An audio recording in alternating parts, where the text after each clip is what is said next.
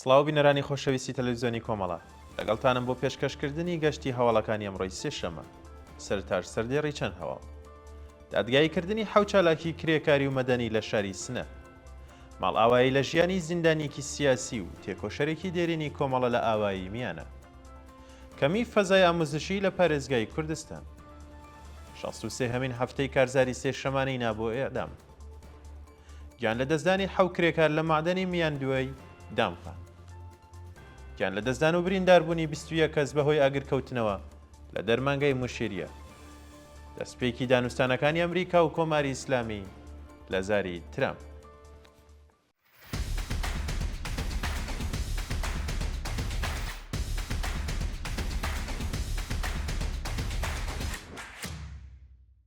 دادگاییکردنی حەوت چالاکی کرێکاری و مەدەنی لە شاری سنە بەپێی هەواڵی گەیشتوو ڕۆژی شەمە 19 خاکەلێوەی 1404 هەتاوی جەلەسەی دادگاییکردنی حەوت چالاکی کرێکاری و مەدەنی شاری سنە بە ناوەکانی سەید خالد حسێنی، جەماڵ ئەسەدی، ئێقباڵ شەبانی، فەردین میرەکی، شەیس ئەمانی، فەرشید عەبدوڵڵاهی، ئارمان سەلیمی و سوسەن ڕازانی بەڕێوەچوو.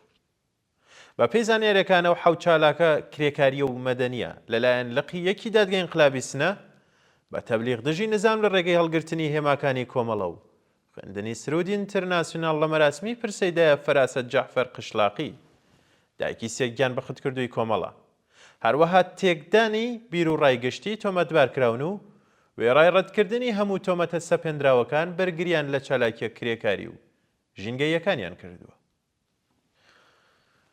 ماڵاوایی لە ژیانی زیندانیەکی سیاسی و تێکۆشەرێکی دێرینی کۆمەڵە لە ئاوایی میانە ڕۆژی دووشەمە 18 خاکەلێوەی 1404 هەتاوی کاگ ئەحمەد جەعفەری ناسراو بە ئەحمەد میانە تێکۆشەری دێرینی کۆمەڵە و زیندانی سیاسی دەیەی 60 بەهۆی نەخۆشی شێرپەنجە ماڵاوایی لە ژیان کرد.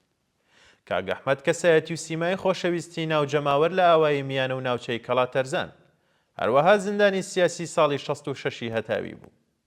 ناوبراو سەرەڕای ئەشکەنجە و ئازاری زۆر لەلایەن کۆماری ئیسلامی هیچ کات تەسلیم نەبوو.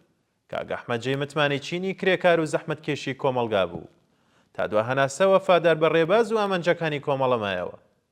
لەلایەن هەموو ڕیزەکانی کۆمەڵە و حزبی کۆمونیستی ئێرانەوە سەرخۆشی خۆمان ئاڕاستی بنەماڵە و کەسوکاری کاگ ئەحمەد و خەڵکی ئاوایی میانە و ناوچەی کەڵاتەرزان و ژاورۆ دەکەین و خۆمان بە شەریکی خەمیان دەزانین. کەمی فەزای ئامۆزشی لە پارێزگای کوردستان بەڕێوەبەرایەتی ناوەندی گەشەپێدان و نۆژەنکردنەوەی قوتابخانەکانی وستانی کوردستان ڕۆژی سێشەمە 19 خاکەلێوە ڕایگەیان ئەو پارێزگایە پێویستی بە 300,000 متری چوارگۆشە فەزای ئامۆزشی هەیە.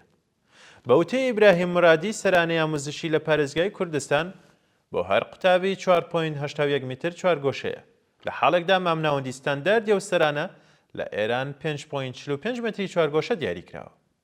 کەمی فەزای ئامۆزشی لە 6 ناوچەی شارەکانی بانە، مەریوان، سنە، سەقز، قڕوە و دێولان دەستنیشان و دا قوتابخانەی کانێکسی تۆمارکراوە. ناڕوونی چارەنووسی ئەمجەد ساڵحزادە لە گرتووخانەی تڵاعاتی سنە بەپێی راپۆرتی ڕێکخراوەکانی مافی مرۆڤ چارەنووسی چالاکیی مەدەنی خەڵکی سەقز بە ناوی ئەمجەد ساڵحزادە تەمەن 38 ساڵ پاشدەست بەسەرکران لەلایەن ئیدارەی تڵاعاتەوە بە ناڕوونی ماوەتەوە. ڕۆژی سێشەمە دوی ڕێبەندانی 1403 هێزە ئەمنیەکانی سەقز هێرشیان کردە سەر ماڵی ئەمجەد ساڵحزادە و وێڕای پشکنینی ماڵەکە ناوبراویان بە توند و تیژیەوە دەست بەسەر کرد. بە وتەی سەرچاوەکانی هەواڵ ئەمجەد لە ماوەی بەندکرانیدا لە دەست ڕاگەیشتن بە پارێزەر و پەیوەندی لەگەڵ بنەماڵەکەی بێبەش و بە مەبەستیدان پێدانانی زۆرە ملێژ ڕەوانەی گرتووخانەی تڵاعاتی سنە کراوە. شایانی باسە کە مانگی خاکەلێوەی 1403 هەتاویە و چالاکە مەدەنیە لەلایەن لقیەکی دادگای ئینقلابی سەقز بە تۆمەتی تەبلیغ دژی نزام بە 3 مانگ زیندانی تازیری مەحکوم و پاش ماوەیەک ماوەی بەندکرانەکەی بۆ 120 ملیۆن تمەن جەریمەی ماڵی گۆڕدرا. 63مین هەفتەی کارزاری سێشەمانەی نابۆ ئێدام لە حاڵێکدا دەستی پێکردووە کە داوای دووبارە دادگاییکردنی پەخشان عەزیزی لەلایەن دیوانی باڵای وڵاتەوە بۆ جارێکی دیکە ڕەت کرایەوە و دەستگای قەزای ڕژیم چالاکێکی کرێکاری خەڵکی گیلان بە ناوی کەریم خۆجەستەی بەبەخی تۆمەتبار کردووە. هەروەها لە 2 ڕۆژی ڕابردوودا بەلانی کەم دەبەندکراوی ڕاگیراو لە زیندانی قزل حەسار بە مەبەستی جێبەجێکردنی سزای سێدارە ڕەوانەی بەندی تاکە کەسی کراون. هاوکات شۆرای مافی مرۆڤی نەتەوە یەکگرتووەکان بڕیارنامەیەکی تازەی دژ بە کۆماری ئیسلامی پەسەند کردووە و کومیتەی دۆزینەوەی ڕاستیەکان ئەرکی ڕێپۆرتەری نەتەوە یەکگرتووەکانی لە کاروباری ئێران بۆ ماوەی 1 ساڵی دیکە درێژ کردوێتەوە. گیان لە دەستدانی حەوت کرێکار لە معدەنی مێهماندوویەی دامخان. ڕۆژی دووشەمە 18 خاکەلێوەی 1404 هەتاوی حەوت کرێکاری ئێرانی و ئەفغانستانی لە کاتی کارکردن لە معدەنی بەردی خەڵوزی مێهماندوویەی دامخان بەهۆی گازگورتوویەوە گیانیان لەدەستدا. بە پێی زانیاریەکان معدەنی مێهماندوویە پێشتر بەهۆی نەبوونی ئیمەنی داخرابوو. بەڵام ڕۆژی ڕابردوو حەوت کرێکاری ئێرانی و ئەفغانستانی لەوانە خاوەن معدەن و کوڕەکەی بە مەبەستی لێکۆڵینەوە سەردانیە و کانگایان کرد. بەڵام بەهۆی نەبوونی کەرەستەی خۆپاراستن تووشی گازگرتوویی بوون و گیانیان لەدەستدا. ناسناوی ئەو حەوت کرێکارە بریتیە لە مورتەزا شکاری، ئەحمەد شکاری، مهدی گیلەکی، هانی گیلەکی، تەلا حسێن ئیبراهیمی، موجتەبە ئەکبەری و عەلی ئیبراهیمی. گواستنەوەی هێزی سەرکوت بۆ معدەنی زێڕی ئەندەریان لە وەرزەقە. ڕۆژی یەکشەمە حەڤەی خاکەلێوە کۆماری ئیسلامی هێزێکی زۆری سەرکوتی بۆ معدەنی زێڕی ئەندەریان لە وەرزەقان گواستەوە. بە وتەی چالاکانی کرێکاری ئازەربایجانی شەرقی هۆکاری جێگیرکردنی و هێزە نظامیە دیار نییە و خەڵکی ناوچەکەش دەڵێن مەبەستی ڕژێم لەو کارە سەرکوتی کرێکارانی ناڕازی یان تاڵانکردن بووە. پێشتر چەند هەواڵ لەسەر نەدانی حەقدەستی کرێکارانی ئەو کەنگایە لەلایەن خاوەنکاری چینیەوە بڵاوکرابووە و ڕەنگە مەبەستی بەرپرسانی ڕژێمیش لەو کردەوەیە پێشگرتن لە مانگرتن و خۆپیشاندانی کرێکاران بێت. گیان لە دەستدان و برینداربوونی 21 کەس بەهۆی ئاگرکەوتنەوە لە دەرمانگای موشیریە. ڕۆژی دووشەمە 18 خاکەلێوە ئاگر لە دەرمانگای موشیریەی تاران کەوتەوە و بەهۆیەوە 3 کەس گیانی لەدەستدا و 18 کەسی دیکەش بریندار بوون. بە وتەی بەرپرسی ڕێکخراوی ئاگرکوژێنەوەی تاران ئاگر لە تەبەقی خوارەوە دەستی پێکردووە و بۆ قاتەکانی دیکە پەرەیسەندووە. هۆکاری ئەو ڕووداوە هێشتا ڕوون نییە و لێکۆڵینەوەکان لەو بارەوە دەستی پێکردووە.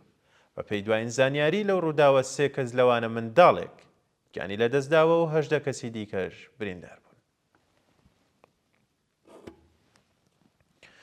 کوژرانی شارومەندێکی بەلوچ بە تەقەی هێزەکانی ڕژێم لە دلگان. شەوی یەکشەمە حەڤەی خاکەلێوە شۆفێری ماتۆڕێک لە شارستانی دلێگان بە ناوی مەجید ئەمرار تەمەن 23 ساڵ لەلایەن هێزەکانی ڕژێمەوە درایە بەردەستڕێژی گولە و گیانی بەخت کرد. بە پێی راپۆرتی حاڵوەژ هێزە ئینتیزامیەکانی ڕژێم لە نزیک گوندی حسێنابادی سەر بە شارستانی دلێگان بە بێهۆکار و ئاگادارکردنەوە مەجید ئەمراریان داوەتە بەردەستڕێژی گولە و ناوبراویان کوشتووە. لە هەواڵێکی دیکەدا کرێکارێکی بەلوچ بە ناوی سوبحان گومشا دزهی تەمەن 18 ساڵ بەهۆی تەقینەوەی تانکەری گاز لە یەکێک لە پۆمپ بەنزینەکانی ئەو شارە گیانی لەدەستداوە. سەپاندنی سزای زیندان بەسەر دەرهێنەرانی فیلمی کەیکی دڵخوازی من. بێهتاش سەناعیها و مریەم موقەدەم دوو دەرهێنەری فیلمی کەیکی دڵخوازی من کە لە چەند فیستیواڵی نێودەوڵەتی خەڵاتی وەرگرتووە لەلایەن دەزگای قەزای ڕژێمەوە سەرجەم بە 28 مانگ زیندان و 600 ملیۆن تمەن جەریمەی ماڵی مەحکوم کراون.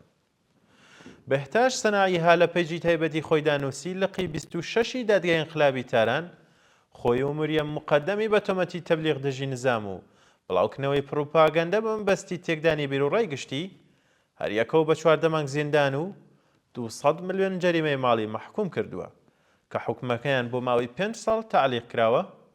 ئەو دوو هونەرمەندە هاوڕێ لەگەڵ تۆمەتبارێکی دیکەش بە ناوی غوڵام ڕەزا موسەوی لە پەروەندەیەکی دیکەدا بە تۆمەتی بەرهەمهێنانی بابەتی نەشیاو بە 1 ساڵ زیندان و 200 ملیۆن تمەن جەریمەی ماڵی و زەوتکردنی کەلوپەلەکانیان سزا دراون. لە سێدارەدانی 3 بەندکراو لە ئەهواز و دسفول لە ڕۆژانی ڕابردوودا حکمی ئەعدامی 3 بەندکراو بە تۆمەتی کوشتنی بانقەز لە زیندانەکانی سپیداری ئەهواز و دسفول جێبەجێکراوە. بە پێی راپۆرتی کانونی مافی مرۆڤی ئێران بەیانی شەمە 6 خاکەلێوە دوو بەندکراو بەناوەکانی زوهەیر شەمسی و جەمیل ڕەشادەت بە تۆمەتی کوشتنی بانقەز لە سێدارە دراون. هەروەها ڕۆژی دووشەمە 18 خاکەلێوە حکمی ئەعدامی بەندکراوێکی دیکە بە ناوی حەمید عەبدولی بە هەمان تۆمەت لە زیندانی دسفول جێبەجێکراوە.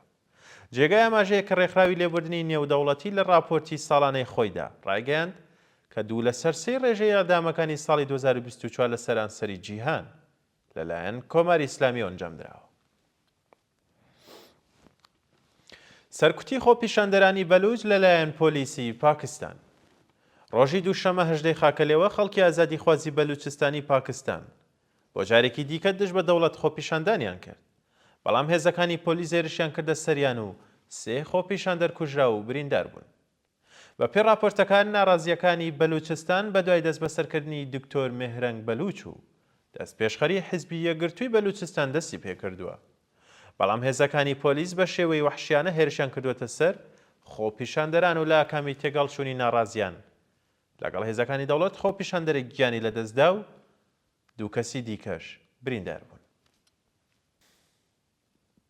و دوایین هەواڵمان سەبارەتە بە دەستپێکی دانوستانەکانی ئەمریکا و کۆماری ئیسلامی لە زاری ترامپەوە. دۆناڵد ترامپ سەرۆی کۆماری ئەمریکا ڕۆژی دووشەمە 18 خاکەلێوە ڕایگەیاند ڕۆژی شەمەی داهاتوو بە شێوەی ڕاستەوخۆ لەگەڵ نوێنەرانی کۆماری ئیسلامی کۆ دەبنەوە و ڕووداوی گەورە ڕووەدات. ترامپ پاش کۆبوونەوە لەگەڵ بنیامین ناتانیاهۆ لە وتوێژ لەگەڵ میدیاکانی ئەمریکا وتی دانوستان لەگەڵ کۆماری ئیسلامی بە شێوەی ڕاستەوخۆ لە ئاستی باڵا بەڕێوە دەچێت و ئەگەر بە ئاکام نەگات ئێران تووشی مەترسی جددی دەبێت. هەرچەند عەباس عەراقچی وتوێژی ڕاستەوخۆی ڕەت کردوێتەوە و ڕایگەیاندووە کە دانوستانەکان بە شێوەی ناڕاستەوخۆ لە وڵاتی عومان دەست پێ دەکات، بەڵام ڕۆژنامەی ڕۆیتەرز هەواڵەکەی پشتڕاست کردوێتەوە. شایانی باسە کە ڕۆژی دووشەمەش چەند گروپی پێگەنێری حەشدی شاوی ئامادەی خۆیان بۆ دانانی چەک ڕاگەیاندەبوو. بینەرانی خۆشەویست گەشتی هەواڵەکانتان پێشکەش کرا، کات و ساتێکی خۆش بۆ هەموو لایەکتان.